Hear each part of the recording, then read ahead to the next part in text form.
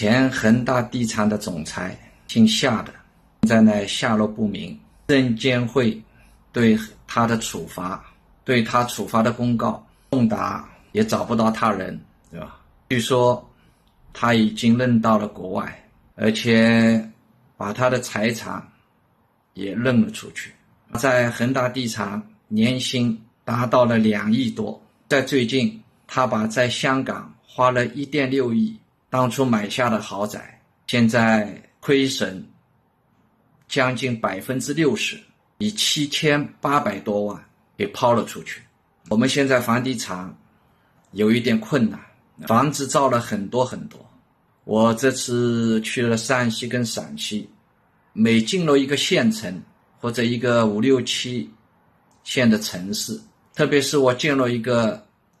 2线城市，从外围25公里一直开到它的市中心，全都是密密麻麻的高楼大厦，全都是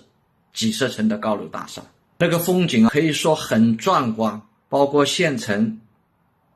也是这样，你只要进入它中心地区，这外围都是造的高楼大厦，几乎每个城市都是这样。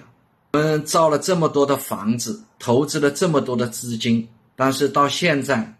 我们有这么多的房地产商制造了这么多的烂尾楼，制造了这么多的空置房，而且到目前为止有许多不说大的，即便是中小的房地产商，有许多资金链都断裂，有的甚至到了破产的边缘。恒大地产就是一个例子。这2天呢，我又看到一篇文章，经济专家他说现在应该下雨了，应该加大货币投放力度。所谓下雨就是撒钱嘛，让住房银行，就是鼓励银行收购现在库存房。他的意思就是说，我们现在进入了通货紧缩，要加大扩张力度，加大投资力度，支持房地产。那他也说到其他的行业，但是主要的还是说在房地产上要加大资金投放力度。我个人以为我们房地产发展到现在这个地步，并不是缺资金造成的，包括许多烂尾楼的人全都把房款给付清了，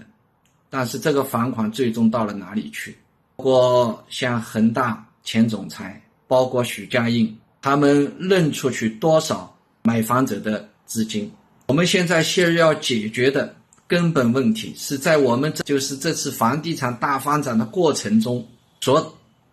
产生的漏洞。为什么我们会造成这么多的烂尾楼？房地产发展中许多弊端，先把这个问题给解决，逐步解决，有步骤的解决库存房，并不是现在为了拖房价或者为了解决库存马上就大把的花钱，而且这个花钱还是要国家拿出来的钱，也是财政的钱，也是老百姓的钱。这撒出去的钱最终结果有可能就像我们几十年来房地产发展这样，很可能再一次造成我们现在这样的局面。库存没有解决，还会产生许多新的问题。这种方案并不解决实际问题，就知道让国家来买单。这样的问题，我记得有一位很有名的专家也说过，我比较支持他的观点。有一位姓卢的专家，他也曾经说过，一旦碰到